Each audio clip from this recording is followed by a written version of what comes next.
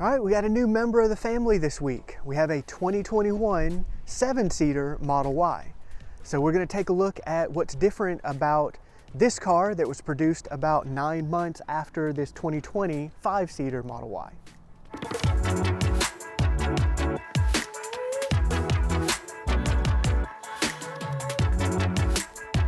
One thing that has definitely changed between the two is panel gaps. I mean, this one looks pretty good all around, where I had significant issues with that June 2020 Model Y. Same thing back here, pretty consistent. Mine had down here where the door was kind of tucked in, so this wasn't very straight. So yeah, just multiple things that are much better now, 9 months later. One thing that the 2020 had struggles with was just how smooth these panels and the headlight are lined up. You can see this is nowhere near as flush, and this is after Tesla has adjusted this one. So definitely a big improvement there in just fit. Also see a big improvement in paint. There's really no paint defects in this 2021. We had several panels that had to be repainted on the 2020. So on the 2020, it's just a single pane of glass like you would typically see on cars. But on the 2021, it has two kind of thinner pieces of glass that are in a sandwich. So they're just laminated together to make an overall thicker piece that's supposed to help with wind noise.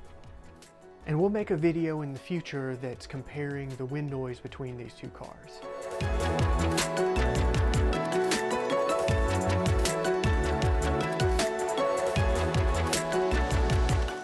The center console here in the 2020 has these flip-up lids. So this is where your phone would go. We sell a wired phone charging kit, so you could actually charge it wired if you wanted. And then up in here, you have USB-C and USB-A for your Tesla Cam drive. This USB-C is the only one here in the center console. Where the center console in the 2021 is a completely different design here. This part is now just open, so you just set your phone flat in here. There is no opening down here at all to be able to run wired connectors to it, so it is strictly wireless only. This door now slides forward instead of flipping up. Your USB ports are no longer up here. They've moved over here, and you have two USB-Cs now. That has a nice action to slide back closed. The cup holders are similar in design, but they just look very different. Functionally, they're about the same though. So that USB-A port that's no longer in the center console has now moved up here to the glove box. So it's right here now, and that lets your Tesla Cam drive stay somewhat protected there in the glove box. Here in the armrest, we have a little tray and more storage in there.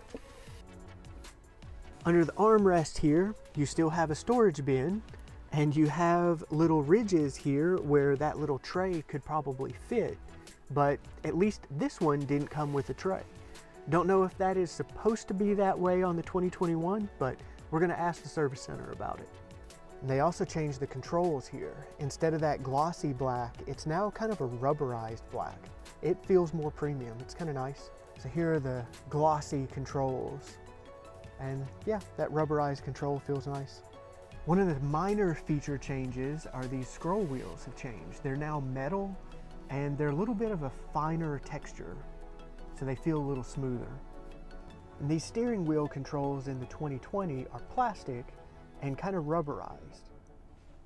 Another new feature, if we pop over here to climate and go to the seat heaters, you have your seat heaters just like before. But a new upgrade here is the steering wheel heater. And that is really nice to have because it can help you save battery range in cold climates.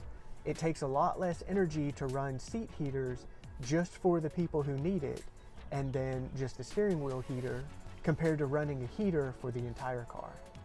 So in the back of the 5-seater, this trunk lid is just really kind of flat. It can flip up, you have storage below it, and then this one can flip up and you have storage below it. So if we leave this deck all flat, then we fold down these back seats. Now it's pretty well flat all the way up into the car. So in the 7-seater, you have this third row of seats that is way far back, so you don't have near the storage space back here. But those can flip down. You still have the same storage bin down at the bottom. This cover is now different. It's more of a C shape. So when you have it flipped this way, you have a little bit of extra space, and it has a little bit of a slant down to kind of hold things in. But then we can fold this third row down, and now it's not flat. So you can take this piece, flip it upside down, and you get a very similar storage space in the back to the 5-seater. It is raised a little bit, but it's not a lot different from the 5-seater. And then we can still fold the second row down, and it's not quite as flat, not quite as much storage, but it is pretty similar. So with the third row folded down, you really don't lose that much compared to the 5-seater. One of the big changes with the 3 rows is the second row can now slide forward and back. So you can slide it all the way to the back, and there's basically no room between the third row and the second. And that's a nice thing. If your third row is not in use, you can have the maximum amount of space for the second row. If we slide the second row forward, flip it up, we get about 7 inches for the rear passengers, and that's not bad. So one of the changes is you now adjust your seat recline down here instead of up here. So give it a push down here, and you can still lean that second row back, so that's nice. It's one of my favorite features about the second row in the 5-seater.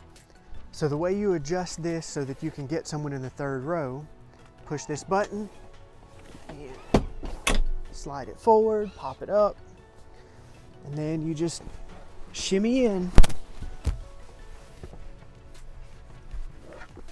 And pull it back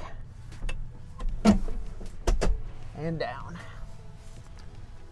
So, I mean, it's tight in the back. My hair is definitely touching the glass. I'm 5'7", and I could easily hit my head on this back bar. So it's definitely not a place that you want to be for a long time.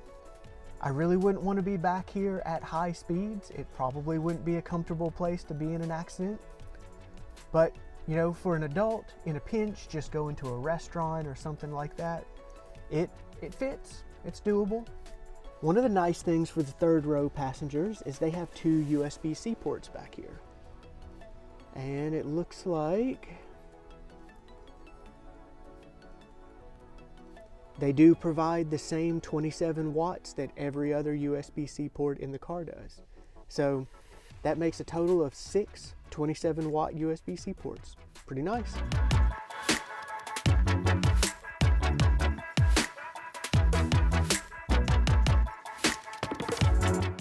So that's the new 2021 Model Y. Overall, it has some nice upgrades over the 2020. You can get this third row in the back now that it's an extra $3,000. And that's not a small amount of money, but it does give you some extra features for that. You get the extra USB-C ports. You get obviously 2 more seats in the back. They are really more intended for kids than adults, but they will work for adults in a pinch, and that's just really nice and versatile. You don't really lose a whole lot in exchange for that third row either. You still have a lot of cargo space, and that's one nice upgrade for the Y over the 3 is all of that additional cargo space. So overall, recommended. There's never been a better time to buy a Model Y because they seem to be getting a lot of those fit and finish issues out of the way. So hope this helps with your decision. Thanks for watching.